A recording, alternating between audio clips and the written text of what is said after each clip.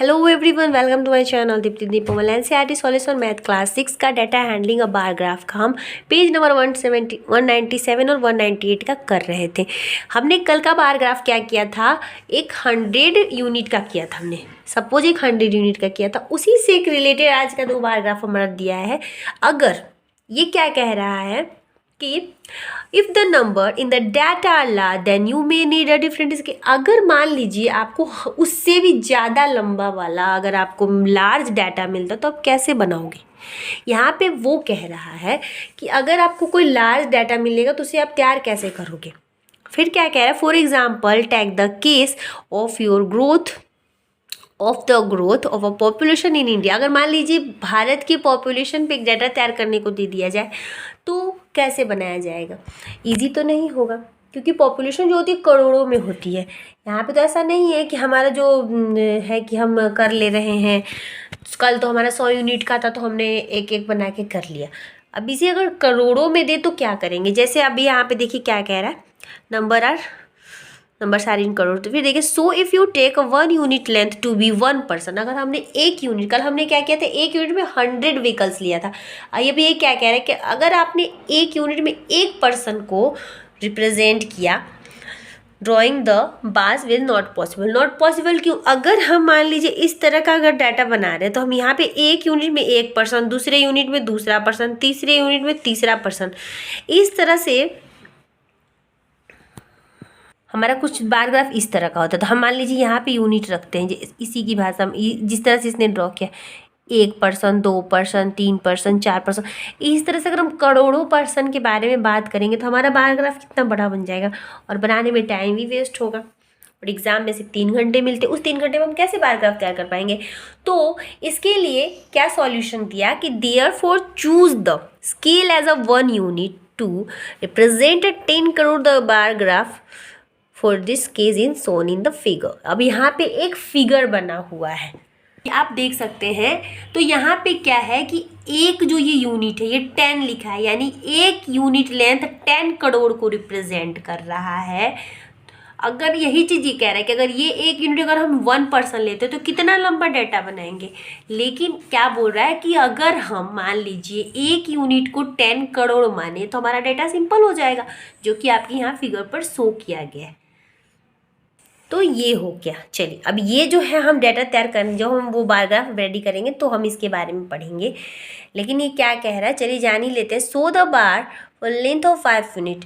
अब मान लीजिए अगर 1 यूनिट पे 10 है, ये 10 का मतलब 10 पीपल नहीं, 10 करोड़ है, क्योंकि 1 यूनिट लेंथ 10 करोड़ को रिप्रेजेंट करती है। तो 20 है, 20 करोड़, 30 करोड़, 40 करोड़, 50। तो 1 2 3 4, अगर हम 5वें यूनिट पे जाएं तो ये हमारा 50 करोड़ रिप्रेजेंट करेगी, यानी 50 करोड़। उसी तरह अगर हम 8वें यूनिट पे जाएंगे तो ये 80 करोड़ रिप्रेजेंट कर रहा है। जो यहाँ पे देखिए कह रहा है, so the bar of length 5 unit represent 5 crore and the 8 units represent 8 crore. हो गया। यानी कि अगर हम अपने बार ग्राफ के एंगल पे देखें तो अगर वहाँ पे 5 यूनिट को रिप्रेजेंट किया जा रहा है तो 5 करोड़ हो रहा है, 50 करोड़ हो रहा है, क्योंकि 1 यूनिट यहाँ पे 10 करोड़ लेंथ बताया गया। अगर हम 8 यूनिट पे रिप्रेजेंट कर रहे हैं तो वहाँ पे वो 80 करोड़ बता रहा है। तो हम ये भी बता सकते हैं। तो चलिए अब हम बार ग्राफ ड्रॉ करके इसे समझेंगे और आसानी से। अब देखिए यहाँ पे मैंने ये बार ग्राफ ड्रॉ कर लिया। अब यहाँ देखिए, यहाँ पे ये जो लिखा हुआ है, आज का हमारा बार ग्राफ कैसे बना हुआ है, वर्टिकली बना हुआ है। ऊपर की ओर जा रहा है यानी वर्टिकली, इधर की ओर जाता तो हॉरिजॉन्टली। तो कल हम यहाँ पे यूनिट देख रहे थे लेकिन ये वर्टिकली जा रहा है तो हमारी यूनिट इधर की ओर है। ठीक है।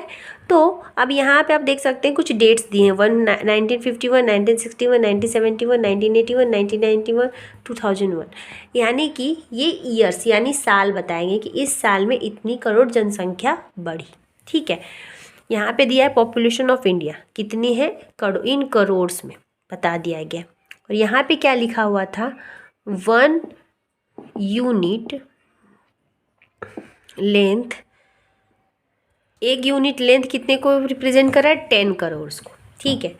अब देखिए अगर यहाँ 1 1951 में क्या दिखा रहा है कि 1951 हमारा यहाँ पे जा रहा है, लेकिन यहाँ पे देखिए एक चीज़ इसने बहुत आसान करने के लिए क्या किया है, यहाँ पे एक्यूरेट बता दिया गया है।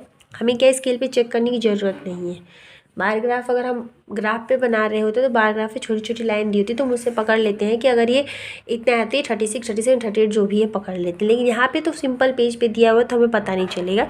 लेकिन इसने एक्यूरेट के लिए क्या किया, यहाँ पे नंबर सबके लिख दिए हैं कि अगर ये 30-40 के बीच आ रहा है तो ये 36 को रिप्रेजेंट कर रहा है, यानी कि कुल 1951 में 36 करोड़ जनसंख्या बढ़ी थी। फिर देखिए 1961 में हम अगर यहाँ पे जाते हैं तो ये रहा, यहाँ पे अगर ये आ रहा है तो ये 40 और 50 के बीच आ रहा है तो 44 करोड़।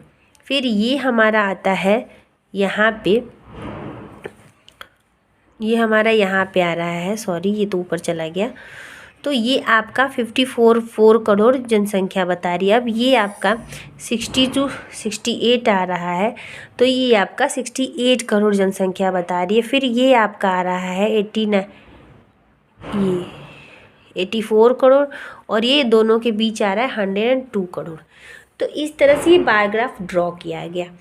और अब देखिए क्या कह रहा था कि अब यही चीज़ क्या कह रहा था, 1% अगर हम इस एक यूनिट पे 1% करते, जैसे यहाँ के 10 का मतलब है 10 करोड़, यहाँ के 10 का मतलब 10 करोड़, अगर हम इसको 1% तो 1, 2, 3 1% को रिप्रेजेंट करता, तो सोचिए हमारा कितना लंबा पैराग्राफ बनता। लेकिन इसी डाटा को ईजी बनाने के लिए उसने क्या किया कि एक यूनिट को कह रहा है कि आप 10 करोड़ रिप्रेजेंट करो, तो इस तरह से हमारा 10 करोड़ 20 करोड़ इस तरह से हमारा डाटा जो है वो इजी हो गया। तो इसीलिए यहाँ पे हमने 102 करोड़ फटक से बता दिया कि हाँ यहाँ पे ये अगर पूछे कि सबसे ज़्यादा जनसंख्या कब कौन सी ईस्वी में, तो बता देंगे ये 2001 में पाई गई थी, सबसे कम तो 1951 में।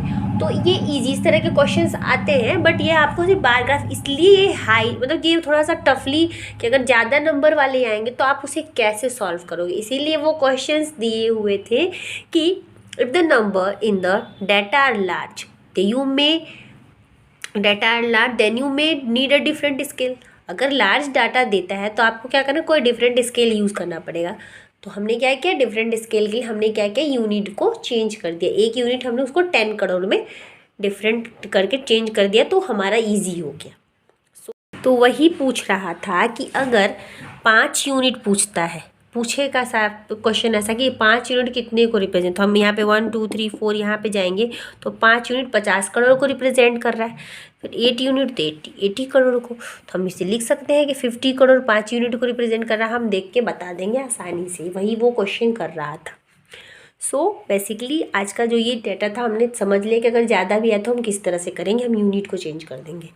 सो दैट बार ग्राफ आपका रेडी हो चुका है। अब हम मिलेंगे एग्जाम्पल के साथ जो कि आपके 198 पेज पे दिया हुआ है। फिर मिलते हैं नेक्स्ट वीडियो में एग्जाम्पल नंबर 9 के साथ। तब तक के लिए वीडियो को लाइक करें, ज़्यादा से ज़्यादा शेयर करें एंड प्लीज़ सपोर्ट करें और वीडियो को फुल वॉच करें। Bye bye and thank